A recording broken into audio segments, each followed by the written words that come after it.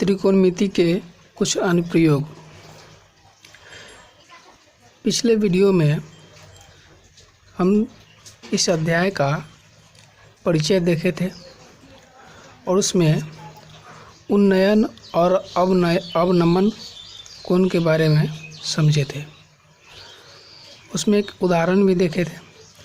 आज चलिए एक और उदाहरण देखते हैं। उदाहरण नंबर 2।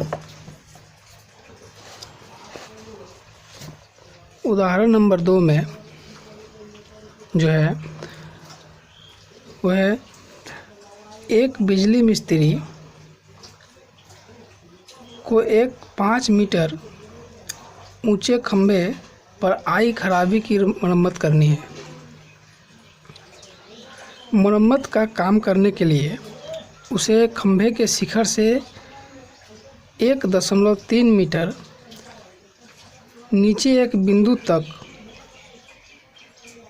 1.3 मीटर नीचे एक बिंदु तक वह पहुंचना चाहता है।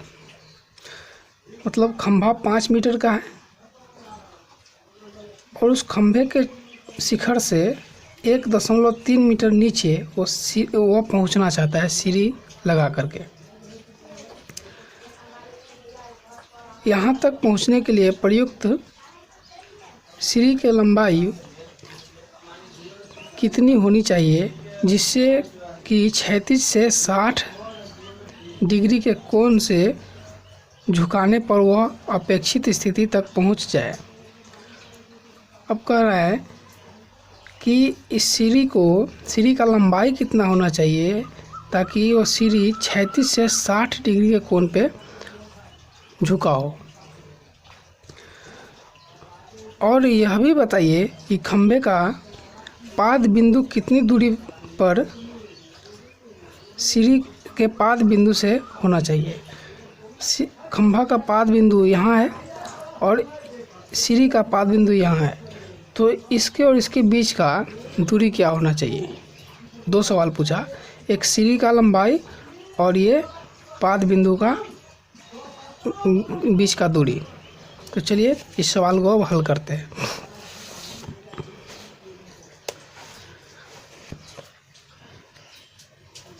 आकृति में दिया है ए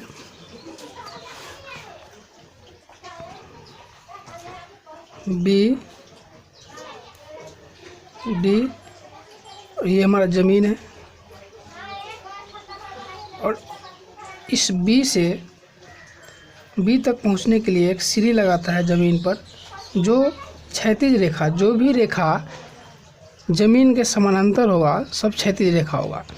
तो ये क्षैतिज रेखा ज़मीन से 60 डिग्री का कोण बना रहा है ये सीढ़ी, और इसका इस बिंदु का नाम है सी।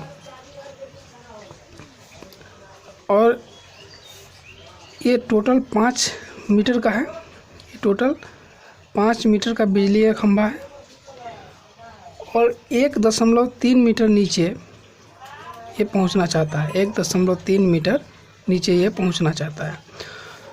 तो अब हम ए बी पता है और ए डी पता है, तो हम बी डी निकाल सकते हैं। बी डी कितना होगा, टोटल में से ये 1.3 घटा देंगे तो हमारा बी डी होगा ए डी मतलब टोटल माइनस ए बी। तो 5 माइनस 1.3 ये होगा 3.7 मीटर। ठीक है, अब हम बी डी निकाल चुके हैं, हमको निकालना है बी सी। अब यहाँ पर ये एक समकोण त्रिभुज बन रहा है, ये 90 डिग्री है। 90 डिग्री के सामने वाला होता है कर्ण, ये हमारा होगा कर्ण। और इस कोण के बारे में बात हो रहा है तो ये होगा आधार और जो बच गया वो होगा लंब। यहाँ पर लिखेंगे त्रिभुज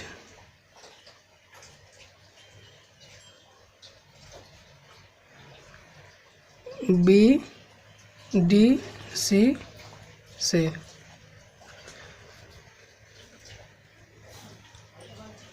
हमको बी डी पता है और कर्ण निकालना है, कोण ये पता है। तो अब हम समझ चुके हैं कर्ण और लंब में त्रिकोणमितीय अनुपात, सॉरी कर्ण और लंब में त्रिकोणमितीय अनुपात साइन थीटा होता है। तो साइन 60 डिग्री ये बड़ा होगा लंब जो कि बी डी है बटा कर्ण जो कि बी सी है, कर्ण हमारा बी सी है, तो यहाँ पर लिखेंगे बी सी। अब साइन 60 का मान होता है √3/2 बराबर बी डी का मान 3.7 निकल चुका है बटा बी सी। तो बी सी निकालेंगे,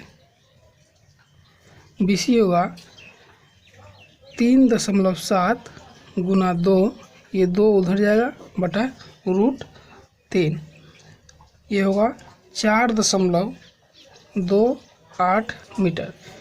ये √3 का मान हमको दिया है, √3 का मान दिया है 1.73,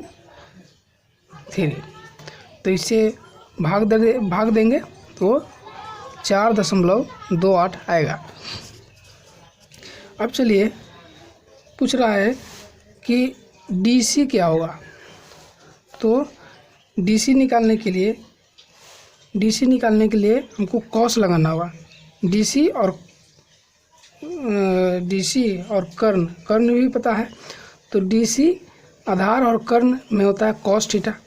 तो कॉस 60 डिग्री बराबर होगा आधार बटा कर्ण होता है, तो आधार DC बटा कर्ण हमारा BC। अब कॉस 60 होता है 1/2 बराबर DC बटा BC का मान निकल चुका है 4.28। तो हम DC निकालेंगे 4.28 बटा 2, ये आएगा 2.14 मीटर। अब हमारा सीढ़ी का लंबाई भी निकल चुका है और पाद बिंदु का बीच का दूरी भी निकल चुका है। तो अंतिम में लिख देंगे, अतः सीढ़ी का लंबाई 4.28 मीटर है और पाद बिंदु का बीच का दूरी 2.14 मीटर है।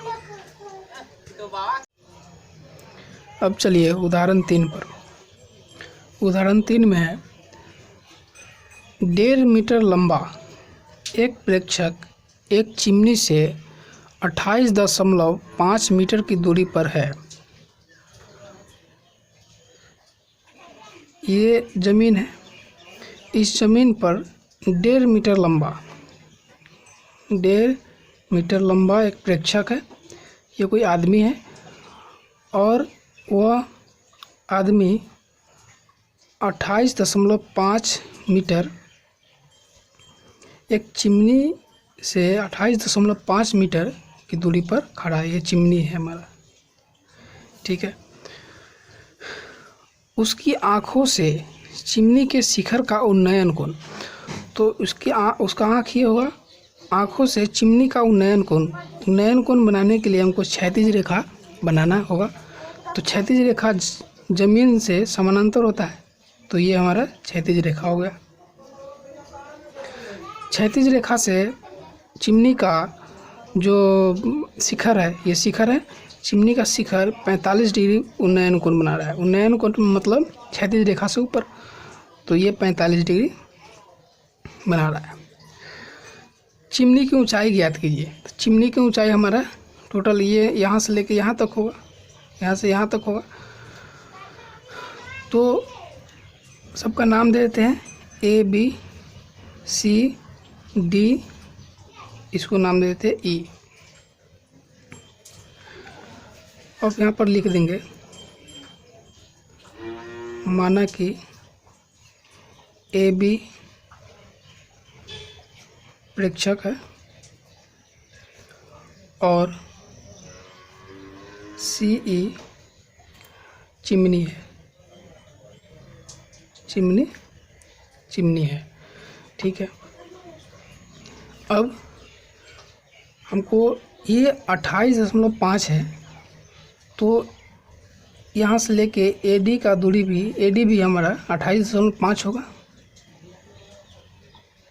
ये भी हमारा 28.5 मीटर होगा। अब त्रिभुज EAD में आते हैं। त्रिभुज EAD से ये त्रिभुज 90 डिग्री का कोण बना रहा है, समकोण त्रिभुज होगा। तो अब हम समझ चुके हैं इसके सामने वाला होता है कर्ण, और इस कोण के बारे में बात हो रहा है तो ये होगा आधार और ये होगा लंब।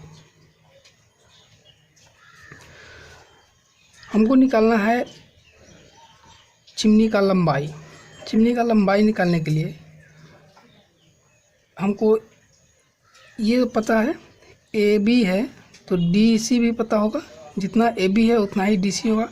तो हमको केवल ये पता करना है ED। तो अब हम लगाएंगे आधार और लंब में जो रिलेशन है वो है tan थीटा का। tan 45 डिग्री, tan थीटा ये बराबर होगा लंब जो कि ED है, ED बटा लंब ED है बटा आधार, लंब बटा आधार होता है, आधार AD है। tan 45 होता है 1 बराबर ED जो ED बटा 28.5, AD के जगह पर 28.5 लिखेंगे। अब ED हमारा 28.5 मीटर आ गया, इसे 1 से गुना करेंगे तो 28.5 हो गया। अब हमको निकालना है टोटल लंबाई, चिमनी का टोटल लंबाई। तो चिमनी का टोटल लंबाई क्या है, EC है। तो EC बराबर होगा ये टोटल होगा ED plus CD, ED plus CD। ED हम निकाल चुके हैं 28.5 जोड़ CD जो होगा, CD जितना है, CD कितना है AB के बराबर, तो AB है वो 1.5, तो ये हो गया 0 29 है 30 मीटर। अतः चिमनी की लंबाई बराबर 30 मीटर है। ठीक है।